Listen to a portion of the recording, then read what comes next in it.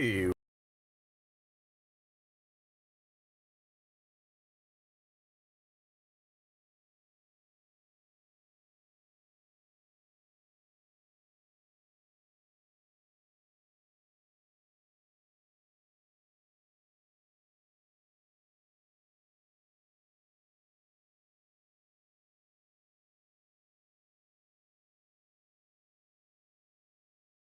Right. Well, as you guys might imagine, it is once again another day, and like all days, we got some stuff we can kind of go into, kind of play around with. Um, the main thing, the cross server showdown that we're going to discuss today, we're going to kind of do a whole mamma jamma type sesh. I think is what we're going to do. We'll see. Ultimately, I did have somebody ask me about mage, like what you should do as a mage. And I would say most of your mages in this game, you got to pay attention to this down here. Like mages don't have combo counter strike. I've seen some mages that run crit, but very few of them do. What they do is they invest a chunk of their time into stun and evasion, and then 99.9% of everything they've got is in skill crit and skill crit damage and skill damage. Like this is all their headache is all invested in those three areas. That's it, as far as mages are concerned. They don't really bother getting too crazy with anything else per se. And it's not like you can't, but it's just I don't know. Kind of one of those things that you can kind of adjust it however you want. But like anything, I guess, depending on what kind of player you are and what you're aiming to achieve is going to vary greatly. So I'm not going to get into any great detail as far as mage builds are concerned, but that is one element of it, I guess, that is probably worth mentioning. Oh, I don't know. I mean, I'm currently trying to decipher whether or not, because you'd think, right, with the amount of time and headache that kind of comes with these. Yeah, I'm watching it. When things finally start to pick up, I'll more than likely start looking at Lords here shortly. Got another 50 minutes until that actually plays out. And I don't know, I might stream that, may not. I don't know. I haven't really decided yet. Um, but for all intents and purposes, as far as our stream goes, we're going to be doing Cross Server Showdown. So we're just going to head in and see how many people we can wipe out. I don't think we'll have any trouble, but we'll see.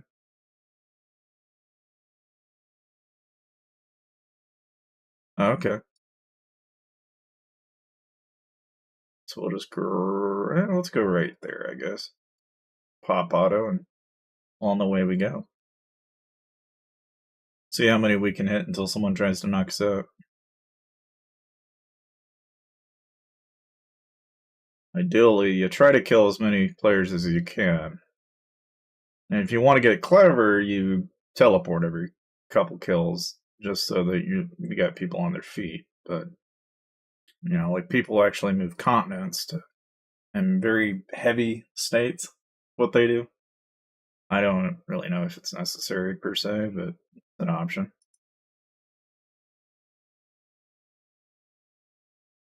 My main goal, at least with this particular run, so like there, I just ran into a guy. Probably gonna die. Maybe. He's kind of slow. He doesn't really. It's kind of a different build. He wins by war of attrition. Is how he wins. He doesn't like try to insta pop you. He actually what he does is he shields himself like a bubble, and then he goes and basically wins by a game of attrition by slowing you down a bunch. Which I guess that works, but each their own. Not going to affect me any though. Now that I know he's there, I'm just going to stick to that strategy of basically 3 kills and then port. Because basically, when you kill 3 players, you'll wind up on a leaderboard. So as long as you stick to just killing 3 players and then running, you shouldn't have too much trouble. When you like kill a bunch of players in a very short period of time, that you will then find yourself having a problem. Like here, I'm going to go ahead and kill this guy, and then I am going to teleport almost immediately. And I'm going to like leave the map, go to Forgotten Ruins, and I'm just going to port. And that's the way to do it, because you keep them on their toes. Like here, I'm gonna basically kick as many players as I can, as quick as I can.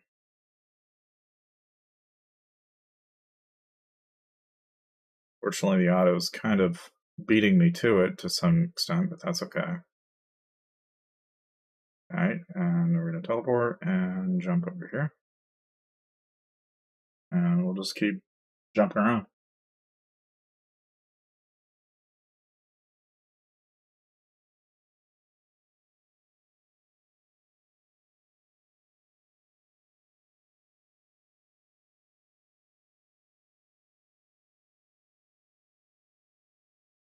But it's not uncommon, like, in a single run, I can get like 20k in current points. Done it before. You just gotta be very careful not to, like, open yourself up to getting hit. Oh, come on. Sometimes that teleport is just acting a little wacky for some reason. I'm not entirely sure what the reasoning is, but that is what it is. Now, I think we ran into a player, so it's the same guy from before. It's an interesting build. I mean, basically, he just sits there and tanks, is all he does. There's nothing creative about that at all. But, like, I don't know. Like, I could probably conceivably build and make my class like that. It wouldn't take a lot. I mean, that is a Plume Monarch type build that you can make. I bet you a mage could probably do it too, if that was something they wanted. Like, I'm sure you could do it. I just don't think it's worth. I've actually seen some better builds here lately. I just haven't gotten around to where I can actually do anything. And part of the problem is you got to have the correct gear at a high enough level to be able to participate. And 90% of the time, that is the crux in this game. Is it's actually, it's not. It's like a lot of people think, oh, just going into this, you got to have super pay to win gear, pay to win this. Not really, not in this game. It's actually balanced in a way that really, I mean, yeah, it helps, but like it's more of a time sink than it is anything else. At least in my experience with it so far. Because I've run into players where the difference between winning and losing was actually just a very well built class. And the guy just spent more time and had a vision for what he was going to do a lot sooner. Now, so, like, again, this asshat, we're going to have to port again because he's going to play games with us. The only thing that annoys me with this is that he's taking away from our timer, so we're going to have to move around and spend a little bit of gems on the teleport, but that's not that big of a deal. And when you've got like half a bill, I've almost got like, I'm on my road to 1 billion gems. I'm going to go for that amount. That's my goal anyway. It's going to have a crazy stash of freaking gems, but I mean, in any case, I mean, the main thing with this game is a lot of players don't even know, like, okay, like what kind of gems should I be spending? How should I be spending gems in this game? Like, I think a lot of people, what they'll do is they'll save their gems, and then they get such a large quantity of them that they suddenly start to go, well, am I doing something wrong? Should I be doing this? What should I be doing? Well, I think some people in the beginning will dump a lot of their gems into gold, and that makes sense because you need a lamp level, but after a certain point, it quits making sense. Like, the risk and gem cost is too significant for it to actually make, like, any sense to actually do at scale. And actually, after a certain point, then people start dumping it all into clock winders, and even that, after a certain point, starts to not make as much sense. Like, there's not as much benefit. For me, personally, I just like having gems so that I can basically dump most of my effort into the farm. Because to me, if you ask me, I where I see what differentiates like a lot of players in the mid game here lately, anyway, it's been the fact that certain players have way more invested in their farm than say like the normal guy. And so it winds up being that if you had been doing that, you'll be way further ahead because, somebody that has a 3 or even a quad S plus statues just overwhelmingly better than everyone around them. It was kind of lame, but it is what it is. I did play some level 0 extract this morning though. I'm kind of getting a feel for that game to where I can probably start streaming it maybe. And I was trying to decide like, okay, like I could seriously consider doing Twitch streaming, right, on a regular basis and just try doing it that way. But my only problem with streaming in general is you've got to have a schedule, and I don't have one. There's just no way I can. I just don't think I can right now. It's bad enough that I'll get home like 6, and then it's like, oh, and now stream 3 hours more on top of that. Like I just can't. I can't physically do that in the week. There's just no way in hell. I wish I could. I just can't. And I used to be able to. There was a time, but I also wasn't working like I am now. And now it's just not even. I can't even flirt with the idea. It's just not an option anymore. Which kind of sucks, but I mean, it's kind of like here lately. I got into 3D modeling, making games and stuff like that, and even that, I don't know. Like, I was considering for a little while, I was going to go in and actually start making mods, like for example, like the Hearts of Iron 4 modding community, or even jumping into like and when I say Twitch, yeah, I know. Like the benefit of Twitch in my book is the fact that it's a hell of a lot more interactive. Like the benefit of streaming on a platform like Twitch is that players can actually interact in the stream. It's actually a little bit of fun. And the fact that you can actually have loyalty points, you can gamble, you can do little things that you normally can't do in YouTube streams. That there are certain things from a moderation standpoint that I'm not a big fan of on YouTube anyway. But I don't know. It's one of those things that over time I'm beginning to become more and more. I'm aiming towards that direction, but I just have not yet decided like what is going to make the most sense. And it's just not making any sense, so therefore I'm just not doing it.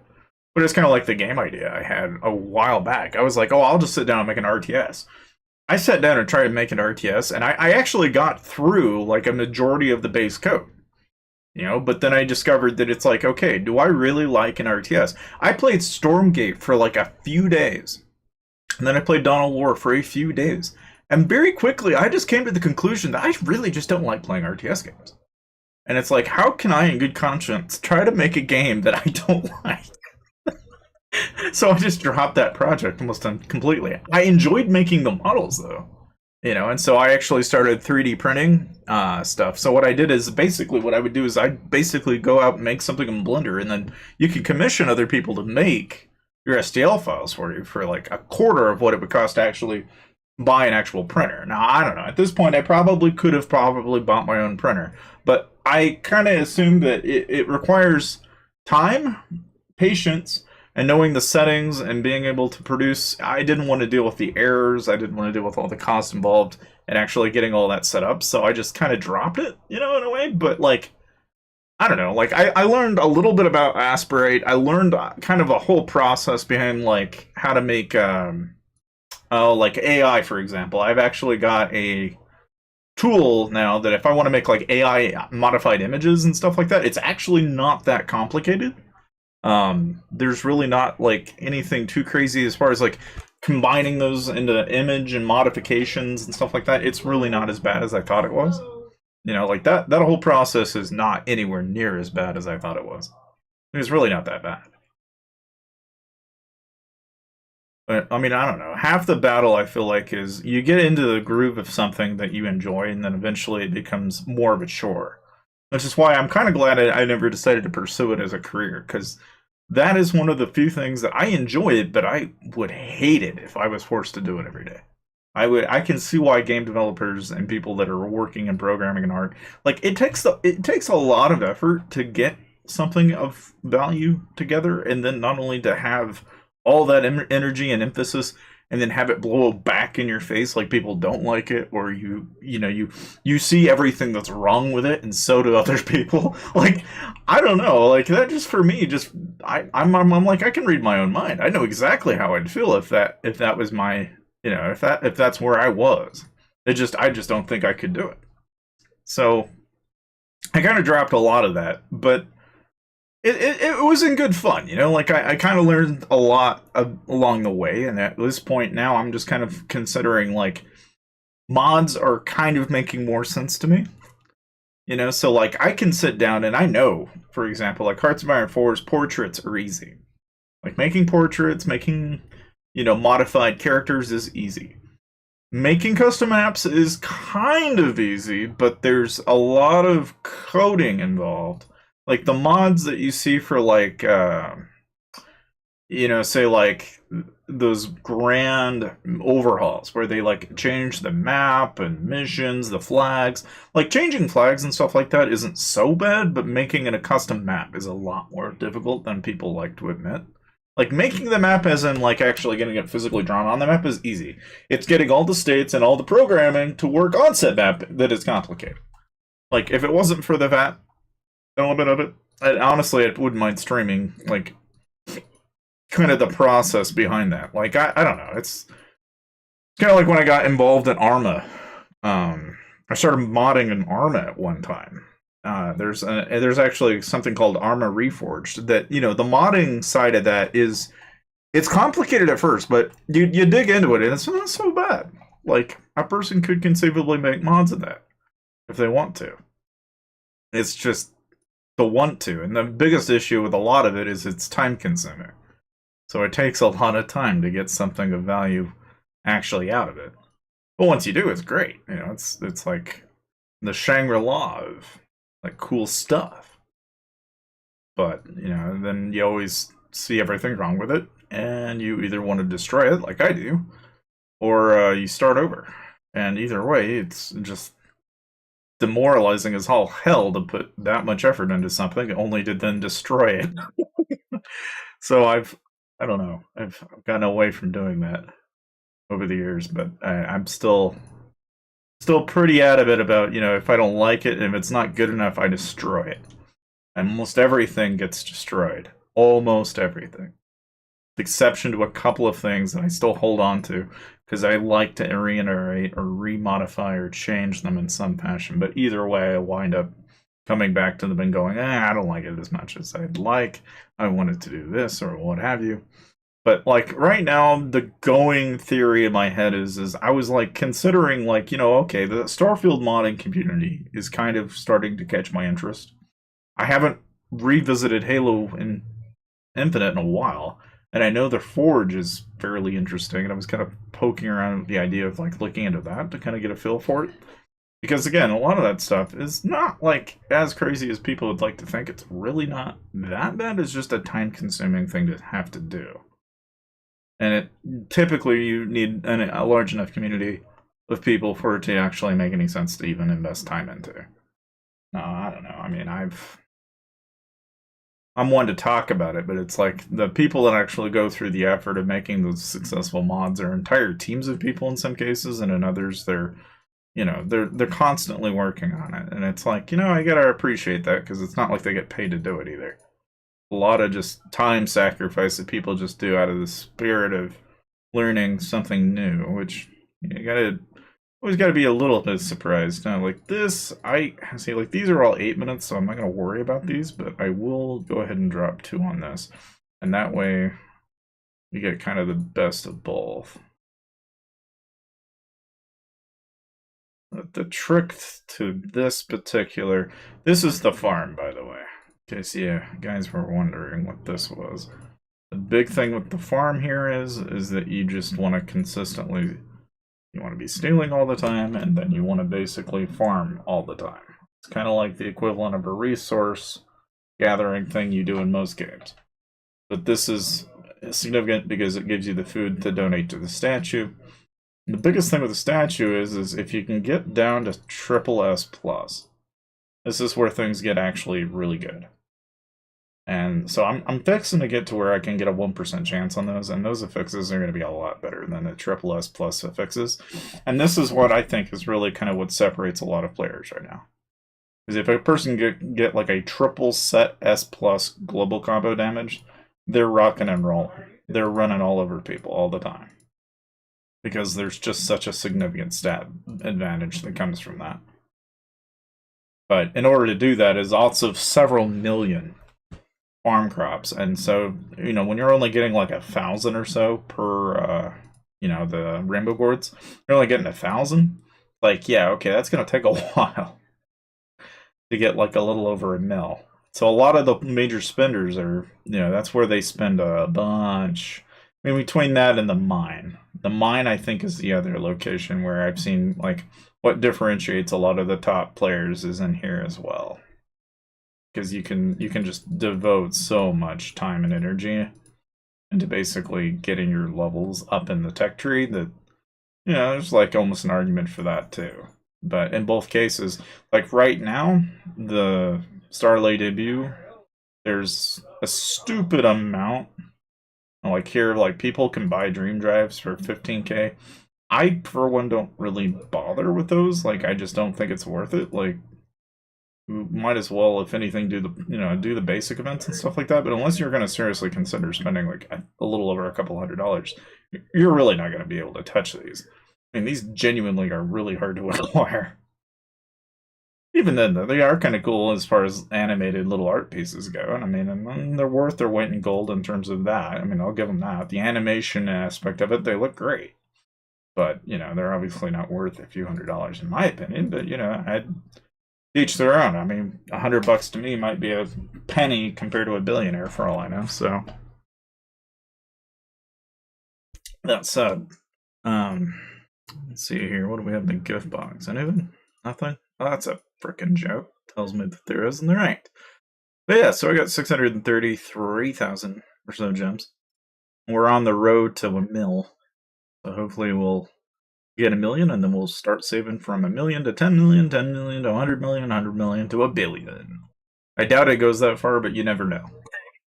I'm kind of curious, at what point does the game's numeric quantity on gems actually get to where it's like it just like here you can see the gold actually starts to run into the gold counter because there's that much gold.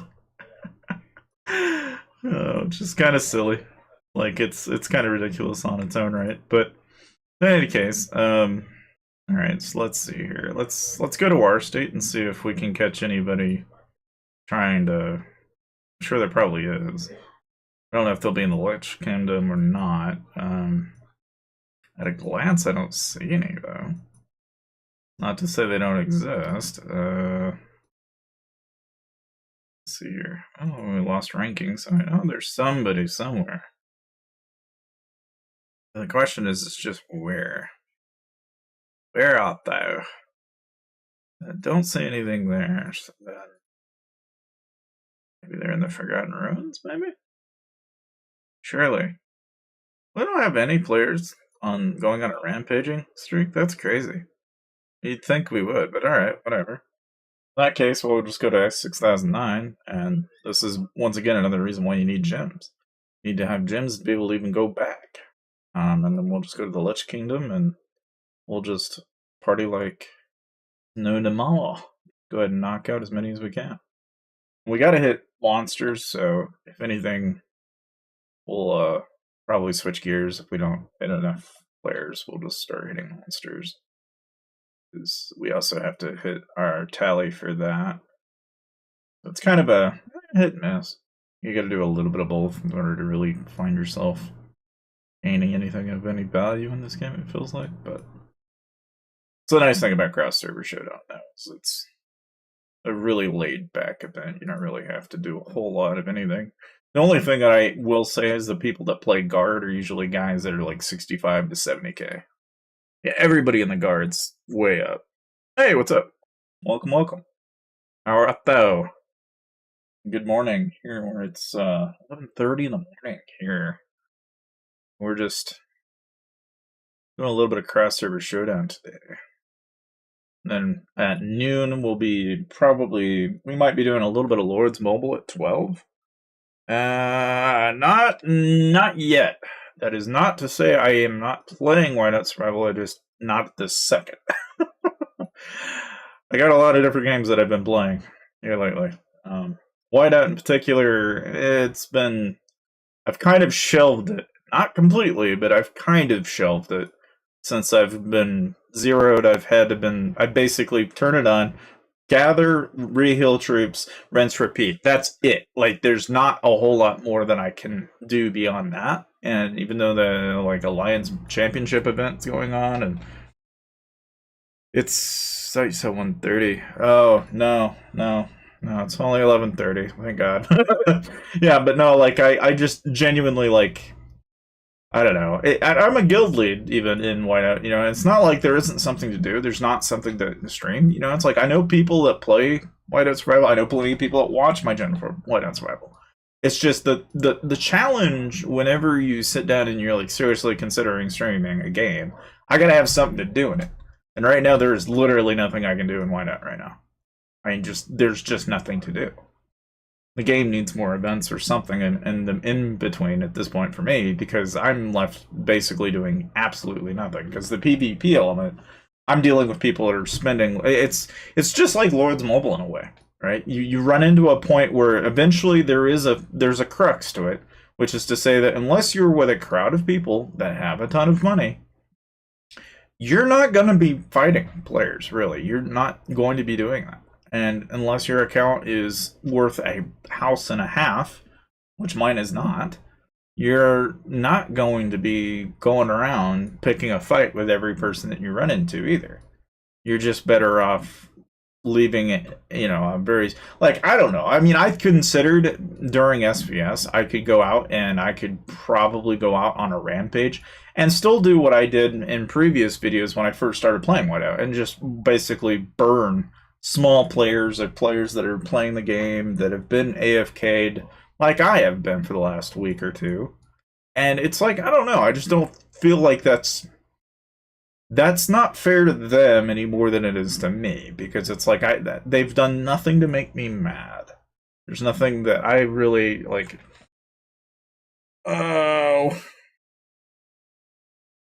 yeah, I want to say I don't think I've been to Australia, but I know I've ran into a lot of people from Australia, and I've come to realize you guys have got quite a bit of.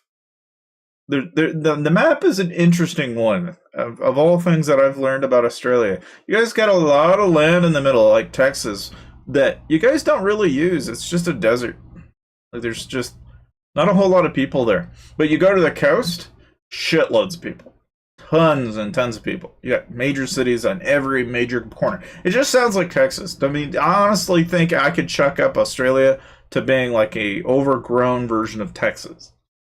That, in my head, that's how I picture Australia. Now that is obviously a big difference in that, yeah, there's a lot of things that'll kill you. But like Texas, there's a lot of things that can kill you. There is oil, so in a lot of ways there are a lot of similarities. It's the more I think about it, it's I don't know. Australia and Texas really don't sound that different. The people are obviously different, right? But in a lot of ways, the land is not very different in some ways, and what you kind of have to expect. It's just kind of similar. But what I have gotten out of it is that there's so much to Australia that I don't know, that it would be nice to one day finally go and travel the world and go see places like Australia and get a feel for what it's actually like there. Because, all I've got is basically the perception of what it is to be in Mexico. And, I've been to Key West, which is, just outside of Florida. I've been on the coast, north. I've been up to North Dakota. I've been to South Dakota. Been to Arkansas. I've been through the Midwest pretty frequently.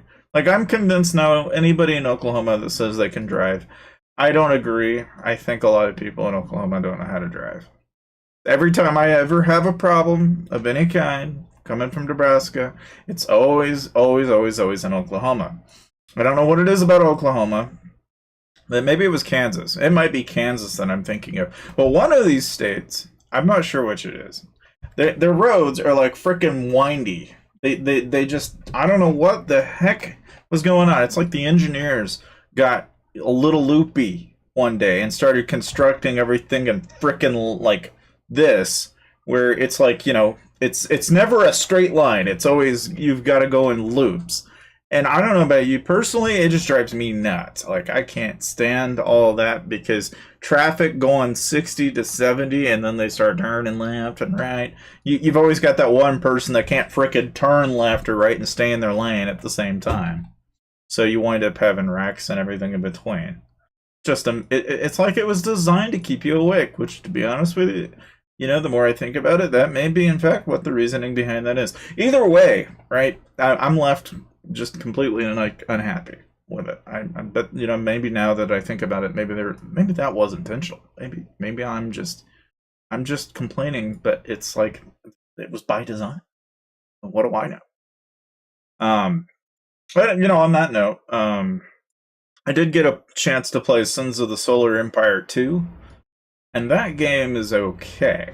It's definitely a spiritual successor to the first game, but I very quickly realized that there are some things that I just don't like about Sins of the Solar Empire. It's very much more an RTS than it is like Stellaris, and while it does give you choices, I feel almost as if I want mods now. I want to wait for the Star Wars mod.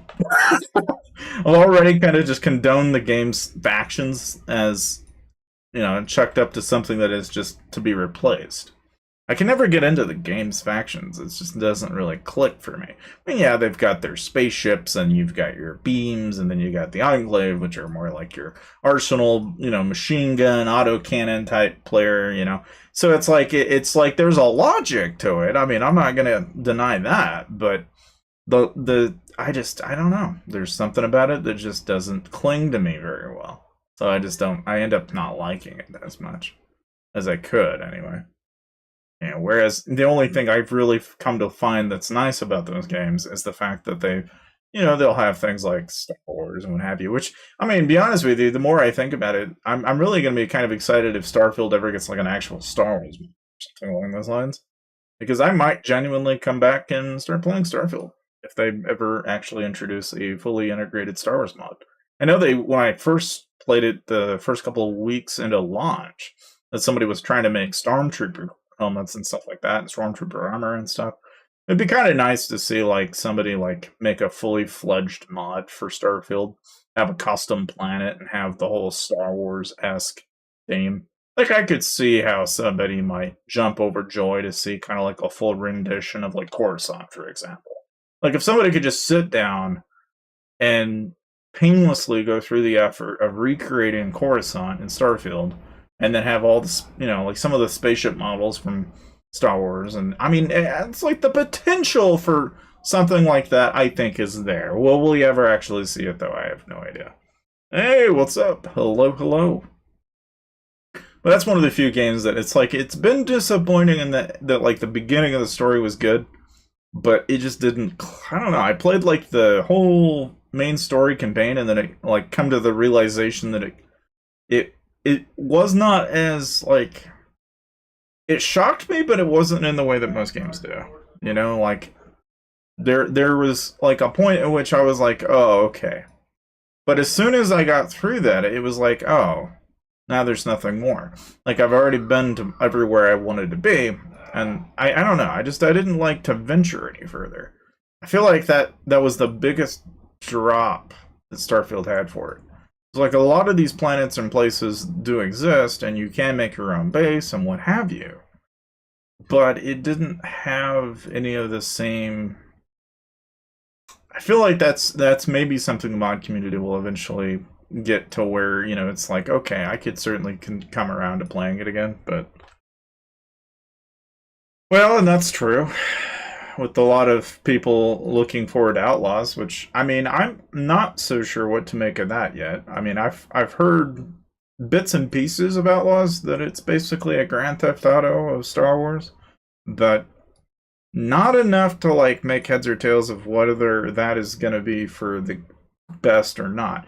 The one thing that I think I've like paid some attention to, but there's a game called For the Stars, which is supposed to be basically a voxel Starfield, more or less, as I understand it. And if you've played like Enshrouded, it's not like those crappy voxel type technologies. It's something that it's a custom type engine where everything's visually appealing, but has the benefit of voxel destruction that you would expect from things like Minecraft. It's like I kind of want to see how that game comes out, because if it actually gets fleshed out well enough and isn't like super expensive like Star Citizen was, I could see somebody considering that game as an alternative to games like Starbase, for example, where even that game. I mean, there was a time when I was like, oh yeah, this could be good, but every implementation of a big game like that were always too big and they failed. It's like they always sell you on the picture of what it could be, but it ends up being too big. Now, I don't know. You look at No Man's Sky, and it did redeem itself. I mean, it eventually did. After several years of development, it finally got to where now I could say that is actually a lot more of a game than it was when it first released. But I don't know. I mean, when it comes to sci-fi, I think one of the biggest challenges in sci-fi right now is that you've got to have a compelling story, and you need to have something that is probably more than just mechanics and features. I think part of the reason why people like Mass Effect so much is because Mass Effect actually had a story to it. And I feel like that is kind of what's missing in gaming in general right now. Because like Ratchet and Clank, Halo, God of War, a lot of the major games that I can just name off the top of my head are games that were story driven in some fashion. Do you think the game is too manipulative to make players spend? Why should people invest time and money in the game if the devs are so money hungry? Well, this is the same reason why people play Lords Mobile. It's mainly because it's basically like a casino, right? It's a game that was designed to make players spend. And it's designed in a way that is incredibly innocent, right? It starts out with, okay, everybody can play on a fair, equal playing field. And you can spend and you can get in the head and you've got some advantage, but it's not so blatantly obvious that you're dealing with somebody that you may not be able to compete with, right? But then you start opening up the doorway to like I think the current issue that you see in games like Whiteout, Lords Mobile, and others is that there's always going to be somebody with a bigger wallet. And the fact that these games are designed in such a way that they're basically gotcha games, and that okay, you can run a loot box that will give you a percentage chance of getting an item. And I mean, even Legend of Mushroom, right, is very much a loot box gotcha type system. It's designed with the idea in mind that, okay, if you spend a little money, you'll get a little bit further ahead, and you'll be better than the guy that was just sitting around playing on his phone. I think a lot of people forget that these games weren't really designed to be fair. I think a lot of people go into it thinking that they are, and they're not. They're just not. They weren't, and they never will be. And no matter how hard people try to associate that, I think people get kind of like the same kind of guilt that a gambler gets. They buy so much into it that eventually they reason that, okay, well, I'm already invested so far into it that now I can't go back. I can't stop. Like, honestly, the best thing you can do is, you can either, if it's something that you don't like, then just quit playing it. Like, that's honestly the best thing you can do. Because if it's not something you're enjoying, they'll get the message if enough people quit playing it. I've seen half a dozen games, just like Whiteout, just like Lords Mobile, completely die out. I mean, there was a Lost Crusade, even. It was a game that was a Warhammer-inspired gotcha, just like Whiteout Survival, and it's gone. It's dead. You don't even know about it anymore. In fact, you're probably surprised I even mentioned it.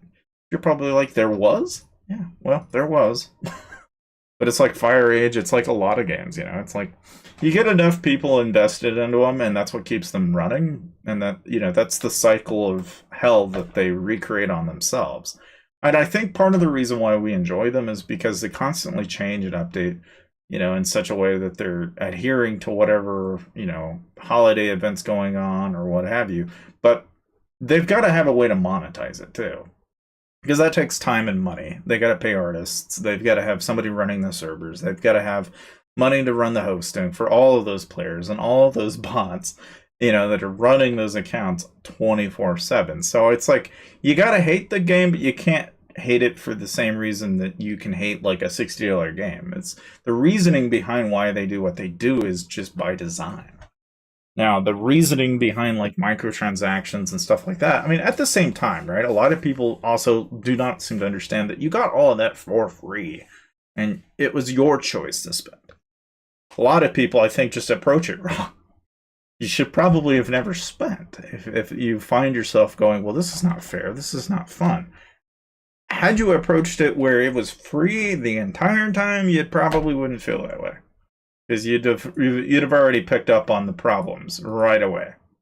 It's the fact that people get hook, line, and sinker, and they start spending, that they start to feel like they're owed something. If you don't spend, you just know what the problem is right from the get go. You don't dodge around the problem. You're facing the problem right then and there. And everybody that has played a game free to play will tell you the same thing. I play the game because I enjoy playing the game, but I'm not monetarily investing in it because I don't agree with the way that they're doing it. And I think that's kind of the way that most people probably ought to approach it. But at the same time, it's like some people have leisure money, and it's like, hey, do what you want to do with your money. It's ultimately your choice. I'm of the opinion that, where I'm at in the game, I'm just kind of enjoying myself. And it's a nice way to show other people what is possible in the game and what the developers, and I do support ultimately what the game's art and what the game has introduced. I mean, a lot of the games like Whiteout Survival and this have made improvements. I mean, compared to like Lords Mobile, there are certain little features that they've added over time that I'm like, okay, I really like that. Like the PvE element of Whiteout is still one of the better games that I've played. I mean, I played Call of Dragons, I played Rise of Kingdoms. It's such a silly thing, but like to even have events where you basically group up and hit a bear, it's mimicking what you see in games like World of Warcraft, where players group up and do MMO battles and stuff like that. We've seen it with games like, League of Legends even has some element of this where you've got two sides fighting. We've seen like copycat clones of those, like Mobile Legends, I think. There's like certain games that I'm starting to see that are popping up on mobile that are kind of interesting. Like I think even Pokemon had their own version of a League of Legends game not that long ago. I don't know if it's even in the wrong people, really. It's just kind of literally it's just the way the game is, I think, is really what it comes down to. Now, I will say that there was like a bunch of controversy, probably like, I want to say like probably a couple of months ago, where a former content creator, which I don't know if he still covers the game or not, basically flat out said, hey, there's a guy that has a copy of this game. It looks exactly the same, and it's been reskinned and changed the name. And come to discover that there's a lot of games like that. And I think the bigger issue is it's like, okay, so the intellectual property rights of other games can be copied and repeated over the Unity Play Store. What I start to realize is it's probably not a coincidence, and the reasoning for that is because there's more than likely somebody on the Unity App Store that is selling the code base, and they paid somebody to use said code base. And coincidentally, you can put different art assets on top of something, but have a code base that has been used by other people. And convincingly, people are really like, well, that's shady as shit. Like, you mean to tell me I can just go to the Unity App Store, make a mobile game using someone else's code base, and put my own art assets on it, run a server, and it prints money? It's like, yeah, that is in fact what a lot of people have done.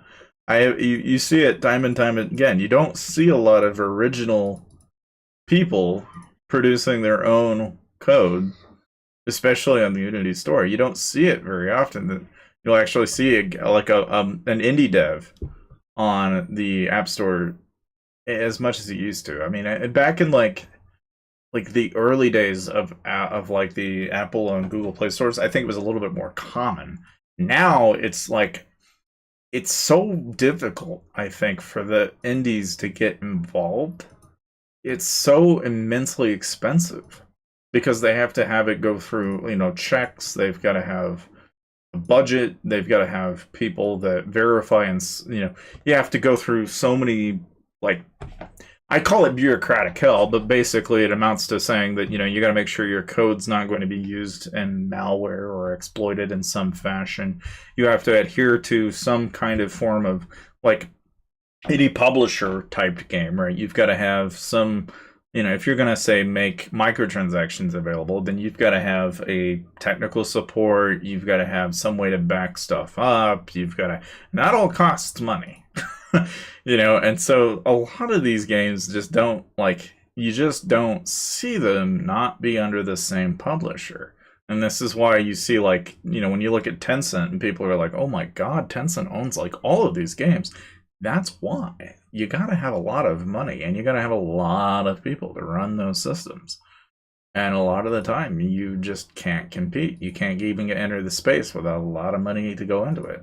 And it's all a gamble, too. I mean, you've got to, not only do you have to make a game that's successful right out of the gate, but then you've got to monetarily continue that cycle and keep it going. And so it's like once that engine runs, then they're happy. But there's many times when like, and you'll see even when games like these first get launched, what they'll do is they'll start asking people, hey, what are you guys into? What are you guys looking for? They'll start gathering that information and using that as a way to kind of get a feel for their player base and figure out, what are these people after? What are these people willing to pay for? What can we effectively do to get the most for our money? And it's kind of like how people treat OnlyFans and Sims. They're just looking for ways to get people to pay more. Like, that is unfortunate, but that is in fact kind of the psychosis that I think is the whole mobile market in a way. And funny enough, you look at like EA and you look at a lot of PC gaming, and there for a short stint, I think EA and a couple of other companies started drinking their own Kool-Aid a little too much because they thought, oh, well, if they can do it in mobile, we can do it here. Freaking no. Because the PC gaming market and the established what I call physical copy games market, those people are a lot more hostile to microtransactions. Now, I would say Fortnite has unfortunately kind of found its little gem in the middle, which is to say that it's discovered that people will turn a blind eye as long as it's just cosmetic. And that's, I think, opened a doorway to now you see like a game like Call of Duty where you used to see games like Halo 3 where people would earn their cosmetics and earn them as achievements, and it was a badge of honor because you were that player that committed this achievement and you got that achievement, therefore you got that cosmetic.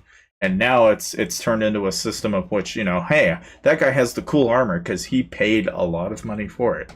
And it's like, what does that really say about our society? That people will pay to look pretty or cool so they can stand out in a crowd. But are they really cool? Are they really? No.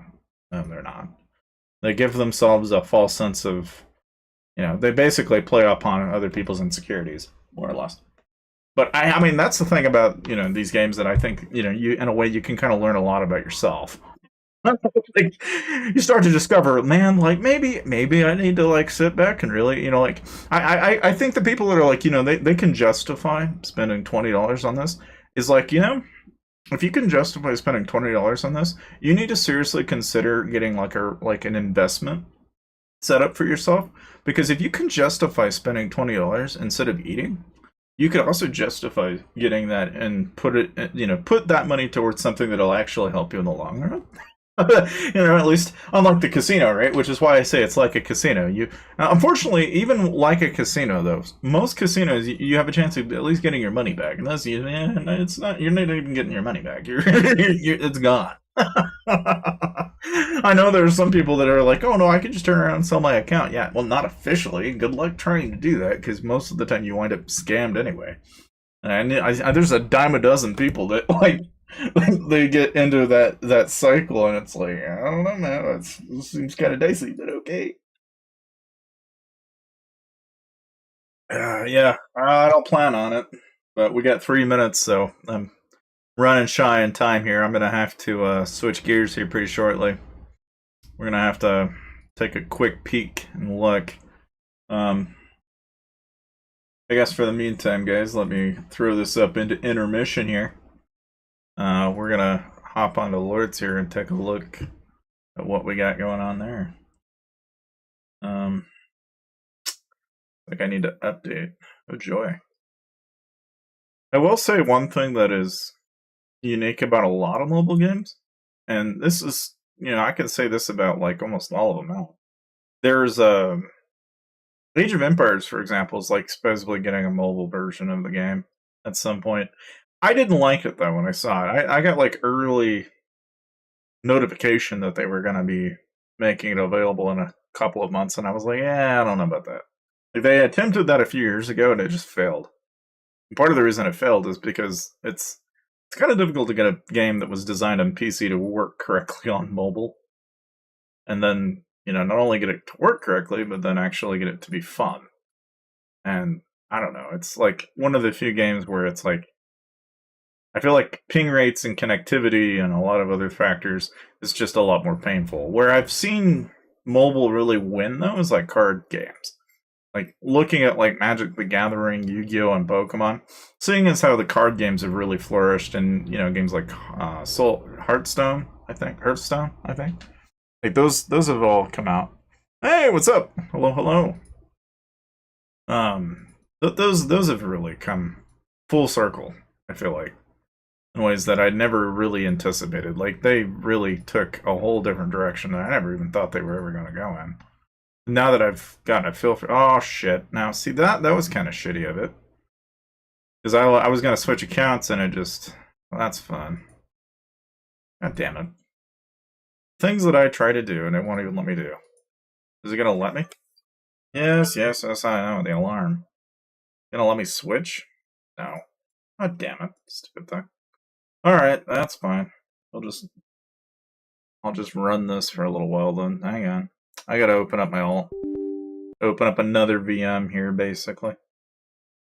Not a big deal, but it's alright. We can multitask. Let's see here. Yeah. I need to pull up studio mode here. Okay, go. I'm gonna turn that off. Oh, see, that's not what it. Yeah, that's what it. Hold on. Oh shit, that's way tiny. Why the hell's that so tiny? I don't want it that tiny, man. Can't be that tiny. There we go. That's much better. Oh, I gotta update. Crap. Oh, of course. Alright, well, I guess while that's doing its thing. Oh, of course.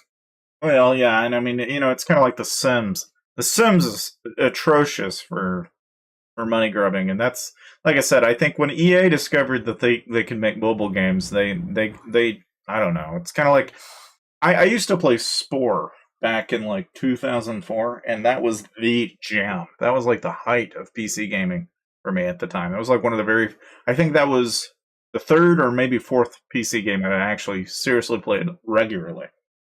And they killed Maxis for that little transition that they had. And I feel like that company could have easily made one of the best selling games of all time. But they managed to somehow kill Spore, and I really don't know how they managed to pull that off. But Spore was awesome. It was like its own little dream. Of course, all right, there we go. So I've got my account set up now. I can pay attention to it while we're playing some of those. What?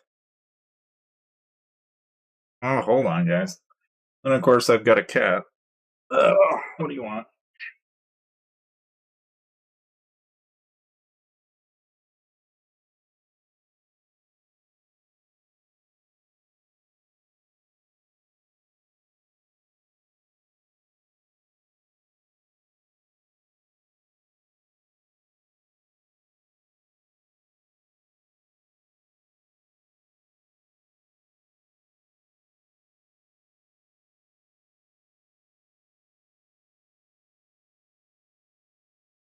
Oh boy.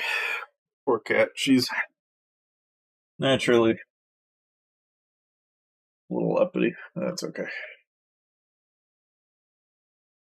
What now? You didn't get what you wanted. I'm sorry. No. You can come up here if you want to say hello to the stream. Want to? No? It's not. Okay. Well, you're lost, not mine.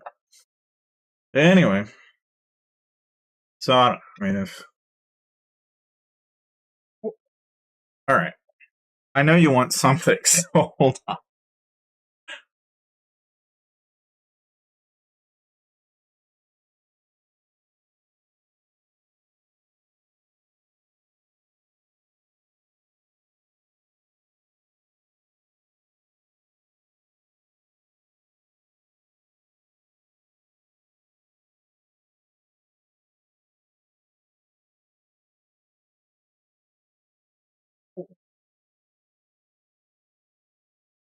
Definitely didn't mean to get the taste of tuna in my mouth, but here we are. Alright. Well, in any case. I do have a stupid amount of relic shards stashed. I do not know when the next event for relic is coming up, though. That'll be coming soon, though. I got a stupid amount of them. Well, at this point, I'm just kind of. I don't know. We basically got 84 coins for the lucky spinner, and we've got a couple of weeks before we'll ever actually see any value out of this. It's gonna be a while. But the one thing that I will say is, during the event, the one thing that people can do is if you go into materials giveaway, you can just grab the $1 pack or even the $5 pack, and then this resets. So the nice thing during the events that a lot of people don't pick up on is these selection packs. You can basically just grab some items, and for $1 or $2, it's not that bad. I don't mind $1 or $2 here and there. That to me is like reasonable spending. Like some people they go way crazier than I do, but that's okay. Either way, the current build that we've got, what we're building up to though, is basically we have 60% crit rate and 60% combo. You notice my evasion's at 94%, and part of the reason why, if you go into the talent tree, you can grab evasion in both the arc and sork trees, and then in fury, you can grab evasion as well. There's 2 different places you can grab it though. Like you can either go down here and grab it, or you can go over here and grab it. So you've got some choices, right? You don't have to strictly go one or the other. Like you've got a couple of places to grab evasion if you want to grab it from any one tree. The main thing though, right, is the main benefit of using that to increase your evasion is basically you turn around and that'll make it harder for you to be hit. Which, in most cases, a high evasion's actually a good thing. It ends up actually working out. Usually. Like here, we're going to go ahead and just go ahead and squash all these. Set our premium seeds and then grab these higher quality ones while we're at it. So I've got some books. We could probably say let's dump them into this map folder. Probably do that anyway.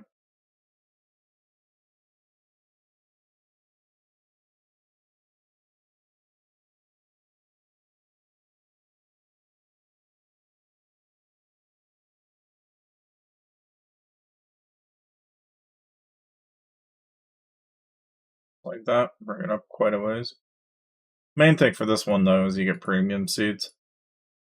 Which right now I've been kind of focusing on trying to get anything or everything that gives you premium seeds.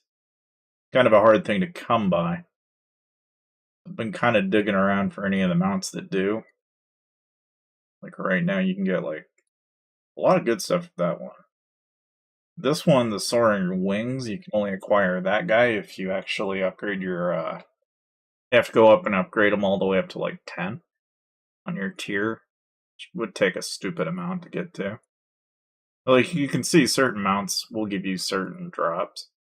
Like the mini motorcycle, there's premium seeds there.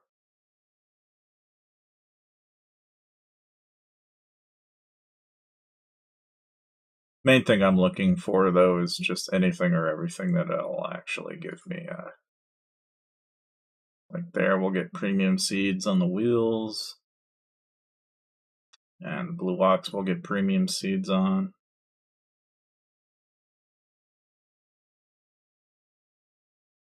So it's kind of looking like we need to grab blue ox, flaming wheels.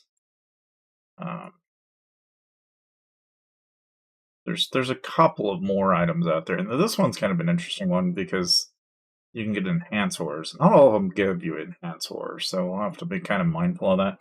That's just something to pay attention to in the game.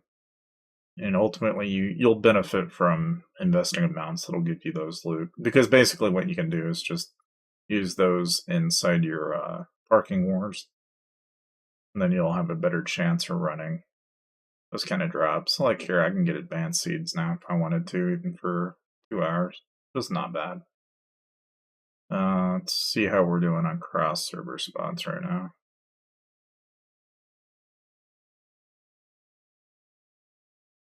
I'm on this one, so we'll go ahead and guard.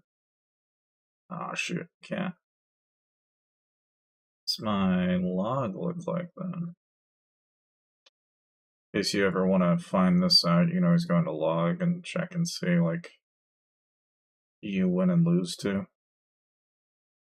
This guy I lost to in a cross server fight. I'll take a look at it and see. Oh, I'll see that'll tell you exactly why right there. He's got the new mount and he's got the new scissors. It's obviously gonna give him a little bit of a boost. That's usually an indication that somebody spent a lot, so it's not like a total loss. Whenever I see that. Every time I see that, I just know, oh, okay, that guy's probably getting a little crazy with cash here lately. Which, it is what it is. Oh, see, I could have got the other one. God damn it. I'll jump in here and see what we get. We might get a premium seed approved. I think it's advanced, but we'll see. I just get to 8, but I mean, that's enough for an advanced seed, which is fine. We can try our RNG luck here and see if we can go higher than that. Sometimes we'll get lucky. Yeah, it's like there we go, a little bit higher. And part of the RNG luck there is it's dependent on what the magic carpet decides to draw. So basically what I was saying is if you get past tier 10 and you get up to 15, that's how you get the soaring wings. That's how you get this guy. In case you were wondering where that mount is coming from. You go all the way up to 19. The only other thing that they updated and changed here not that long ago was the rates on Eternal, I believe, have gotten adjusted. But I don't know what, if anything, was changed, to be quite honest, because it doesn't look like it's changed yet. But I don't know, maybe they did, maybe they didn't. Getting to wonder. Maybe they didn't. Trying to look that away anyway. That's okay though. And our dormitory. Let's see, what do we have in our retainers? No, we're getting on retainers. Okay. Not doing too bad, actually. Oh. All that aside, I think that's pretty much it for the stream, though. I think there's really a whole lot more I can discuss for the day, so thank you guys for dropping by, though. And we'll hopefully have something as far as Twitch streams and stuff like that goes on other games. I'll hopefully have kind of fleshed out over the coming weeks, and eventually I'll probably have something put together. But in the meantime, thank you guys for dropping by, and I will see ya